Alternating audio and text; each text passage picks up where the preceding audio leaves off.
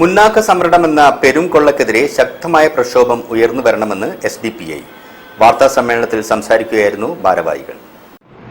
Medical റാങ്കിൽ 697 പ്രവേശനം ഒന്നാം ഘട്ടത്തിൽ അലോട്ട്മെന്റ് വന്നു കഴിഞ്ഞപ്പോൾ അതിൽ 2700 മുകളിലുള്ള മുന്നോക്ക വിഭാഗത്തിന് പ്രവേശനം കിട്ടുമ്പോൾ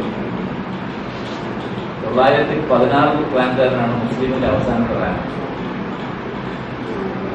ഈഴവരുടെ ആണെങ്കിൽ ഏകദേശം 1900 സംതിങ് ആണ്. ഇത് ഭരണഘടനാ ഭേദഗതിയോടെ നടപ്പിലാക്കിയത് മാത്രമല്ല, കോടതി വിധി അതിനനുകൂലമായി നിന്ന സാഹചര്യത്തിൽ നടപ്പിലാക്കാത്ത സംസ്ഥാനങ്ങളുണ്ട്.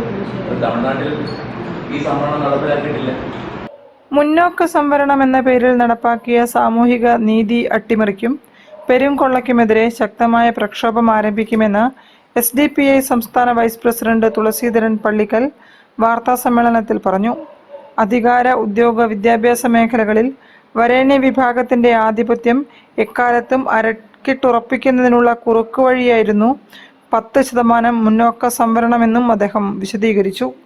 സംവരണത്തിന്റെ ആത്മാവിനെയാണ് മുന്നോക്ക സംവരണത്തിലൂടെ മുന്നണികൾ ചുട്ടുകൊന്നിരിക്കുന്നത്. സാമൂഹ്യനീതി ആഗ്രഹിക്കുന്നവർ ഇതിനെതിരെ ഇനിയെങ്കിലും ശക്തമായി മുന്നോട്ട് വരണമെന്നും തുളസീധരൻ പള്ളിക്കൽ അഭ്യർത്ഥിച്ചു. വാർത്താ സമ്മേളനത്തിൽ SDPI സംസ്ഥാന വൈസ് പ്രസിഡന്റ് P.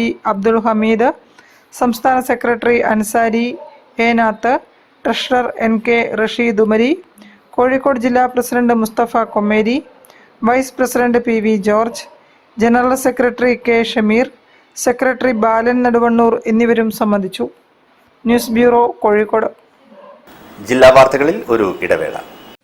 ക്യാൻസറിനെതിരെ പൊരുതാനായി കാലിക്കറ്റ് സിറ്റി സർവീസ് സഹകരണ ബാങ്കും MVR ക്യാൻസർ സെന്ററും സംയുക്തമായി അവതരിപ്പിക്കുന്ന ക്യാൻസർ ചികിത്സാ സഹായ പദ്ധതിയാണ് മാസ് കെയർ.